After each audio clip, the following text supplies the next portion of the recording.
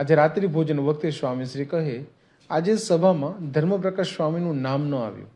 વાત જાણે એમ હતી કે આજે સભામાં વિવિધ સંતો આવ્યા, હાર પહેરાવા આગળ પધાર્યા હતા.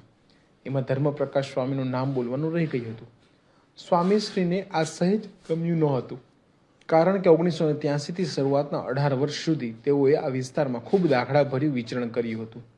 સેવક સંતોએ કહ્યું કે ભોજન પૂર્ણ થઈ જાય પછી એમને બોલાવી લઈએ, પણ સ્વામીશ્રીએ ઈચ્છા દર્શાવી કે તેમને અત્યારે જ બોલાવો. ધર્મપ્રકાશદાસ સ્વામીને બોલાવવામાં આવ્યા. સ્વામીશ્રીએ જમતા જમતા જ આજે ગુરુ પૂજન વખતે તેઓના જમણા હસ્તે બાંધેલી નાડાછડી ડાબા હાથે છોડી નાખી. પછી જમણો હાથ લૂછીને જાતે જ ધર્મપ્રકાશદાસ સ્વામીના કાંડે નાડાછડી બાંધી. વળી તેઓને થાળમાંથી પ્રસાદ પણ આપીને બોલ્યા. શરૂઆતનો સાથે બહુ ફર્યા. આયોજક સંતોએ પણ સ્વામીશ્રીની માફી માંગતા કહ્યું, સ્વામી, અમારી ભૂલ થઈ ગઈ. સ્વામીશ્રી ધર્મપ્રકાશદાસ સ્વામીને કહે કે તમને રજા મળી નહોતી, પછી હોસ્પિટલમાં તમારા પિતાજીને મળવા ગયા અને રજા મળી ગઈ. સંતોએ ધર્મપ્રકાશદાસ સ્વામીને પૂછ્યું, આ ક્યારની વાત છે?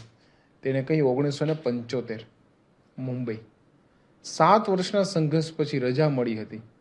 પણ ખૂબીની વાત એ હતી કે 42 વર્ષ પહેલાની વાત પણ સ્વામીશ્રીને કેટલી ઇદમ યાદ છે. સ્વામીશ્રીની સ્મૃતિ મંજુષામાં આવું તો કેટલું સંગ્રહિત છે. તારીખ 7 ડિસેમ્બર 2017 ધોળકા.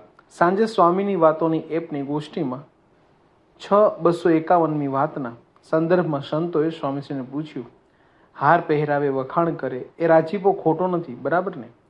સ્વામીશ્રી કહે, એને આગળ લઈ જવા માટે મોક્ષ કરવો છે અને બીજી ચોપડીમાંથી 5મી ચોપડીમાં લઈ જવો છે. બધો રાજીપો કામનો છે. લેવલ જુદા છે. એક 10ના આંકડા ઉપર ઊભો રહ્યો હોય અને બીજો 25 પર.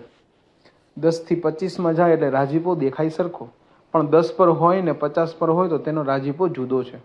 રાજીપો ખોટો નથી, દંભ નથી, સાચે જ છે, પણ કક્ષા પ્રમાણે અને રાજીપાનું ફળ મળે. પ્રશ્ન: પ્રેમાનંદ સ્વામીએ કીર્તનો બનાવ્યા અને મહારાજને કહ્યું આ મૂર્તિ અંતરમાં અખંડ રહે.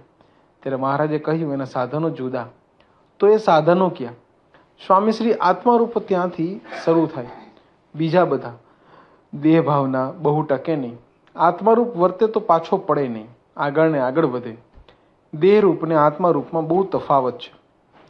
ઓલિયો એટલે કે દેહભાવ વાળો ગમે તેવો દેખાય, આપણે બધાને લાગે કે આના પર બહુ રાજી, અને આત્મારૂપ વર્તતો હોય તો દેખાય નહીં.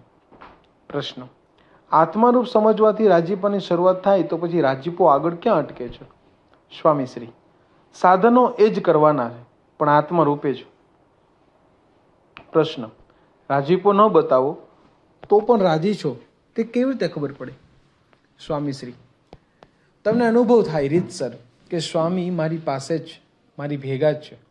પ્રશ્ન: સાક્ષાત્કાર થાય તો પણ પ્રત્યક્ષની તાણ રહેવી જોઈએ, બરાબર ને? સ્વામીશ્રી: પ્રત્યક્ષ ને પરોક્ષ એક જ મનાય તો થાય, તેમાં સહેજ પણ ફેર પડે તો તાણ ન રહે. ઉપસ્થિત સંતોને અનુભૂતિ થઈ કે આજે પુનઃ એ જ ગુણાતીત નંદ સ્વામી પોતે કરેલી વાતોને વધુ ઊંડાણથી આપી રહ્યા છે.